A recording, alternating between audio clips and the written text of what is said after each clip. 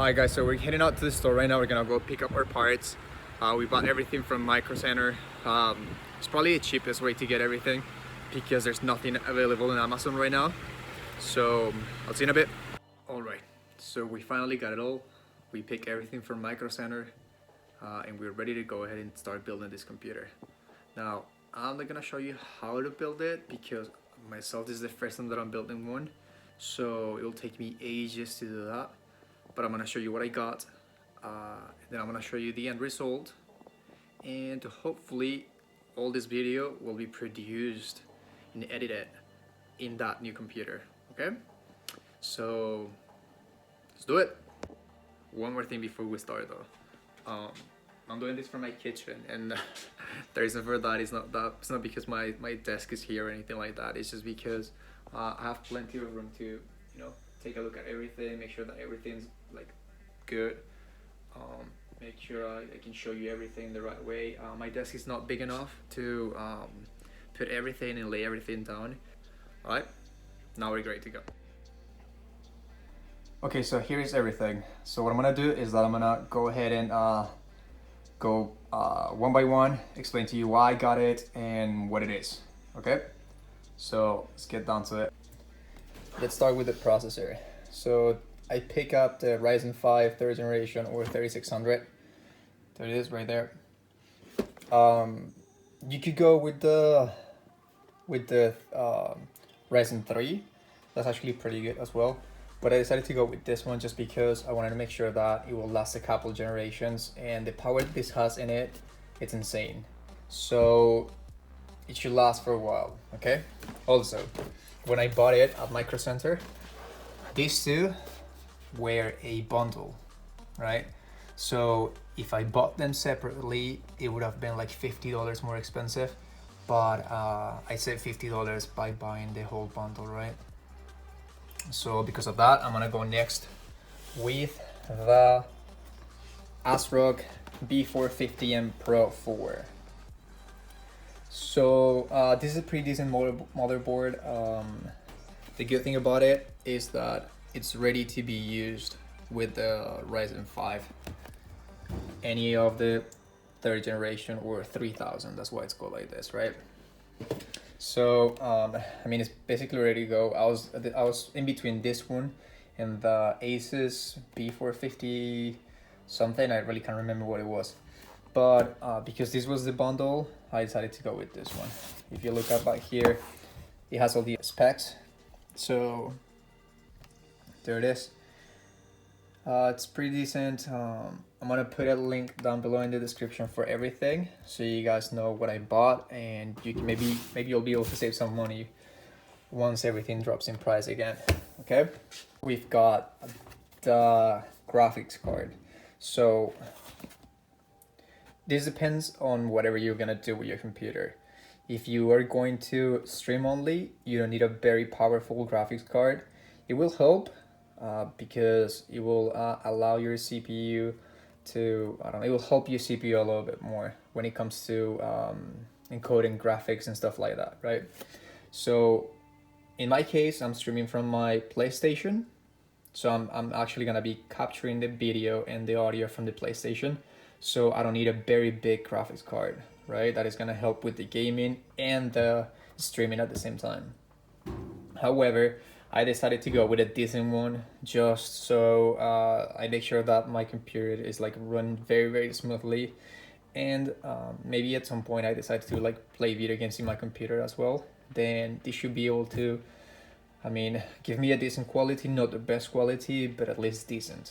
Okay, so I bought the GeForce, it's an EVGA, GeForce GTX 1660 Super.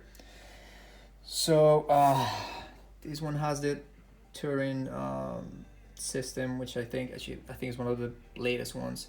So it should be decent. It's also a GDDR6, which I'm pretty sure it is the last one that they've come up with. So yeah, there it is. This will help a lot with the processing and encoding of the video, with editing and with streaming at the same time. So there it is. Next, we got the RAMs. So in this case, we picked up the Crucial Ballistic Gaming Memory. It has RGB, so I guess you have some lighting on top of them when we plug them in and everything when they're ready to run. I decided to buy these ones. I'm pretty sure this is a 3200 hertz. Yeah, there you go. Right there. It's a DDR4 3200 hertz. Just because that is what is recommended when you are pairing it with the Ryzen 5 3600. So I guess you could buy like a lower hertz, but this is the recommended one, at least 3200. So that's why I got this right there. Now I think I bought two 8 gigs right here. So in total it's 16. It's also recommended that you actually do a dual, so you can, help the processor with that stuff. Okay, so I'm gonna set this right here. That's what we got so far.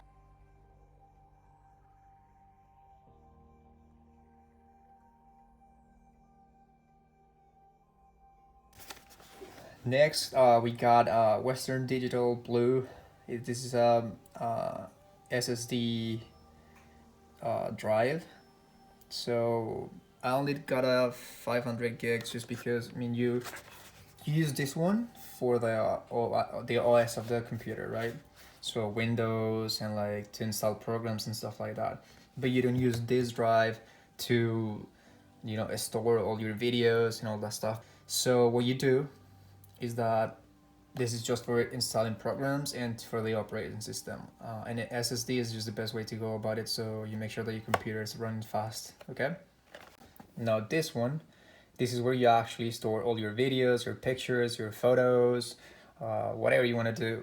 This is where you store all that stuff. Of course, like the DDRs are a lot slower than the SSDs, but they're a lot cheaper, right? So this is a 2 terabyte internal drive, right? Barracuda is a decent brand. So it should work out pretty well, and I have plenty of storage in there. So I think these two will be a nice pair for whatever computer you're buying. I think this is like, I don't know, somewhere around $50, and this is like another 50. So you get a solid memory for that price. Okay. Now we have the power supply. So I decided to go ahead and just buy the power spec, which is apparently it's a brand that it's from Micro Center. So it's decent. 500, 550 should be enough, but this one was like, I don't know, $60, and you have 650, and it's a 80 plus bronze. So should be able to provide good power in making sure that the whole machine is running smoothly. Okay. There it is. It also has RGB, I think, so it, you have lights and everything, but we won't be able to see them in our case, so that's pointless. So there it is. That's the power supply.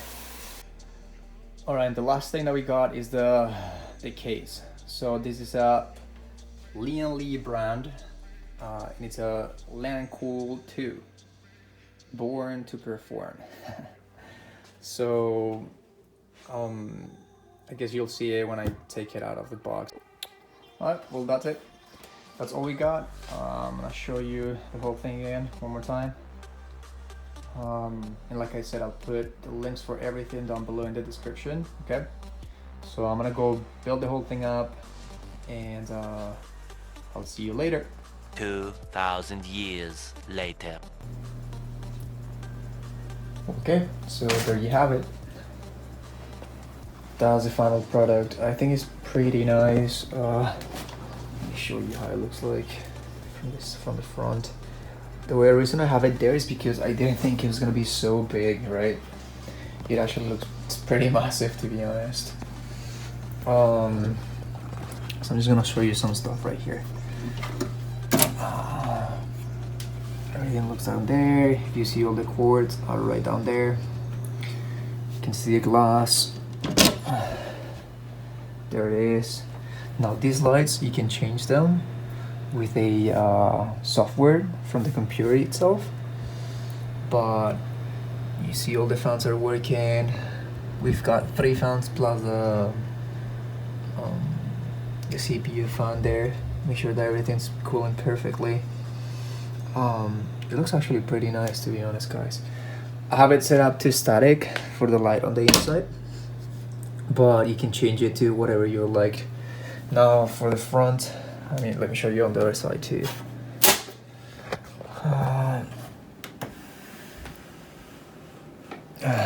On the other side, I didn't know this, but it's also tempered glass, so you're able to see the motherboard. I don't think you can see it, but it's also tempered glass on the other side. Okay, it opens the same way. This opens right here, and this opens right here. So it's tempered glass as well, but it's covered, so you can't really see anything on the inside.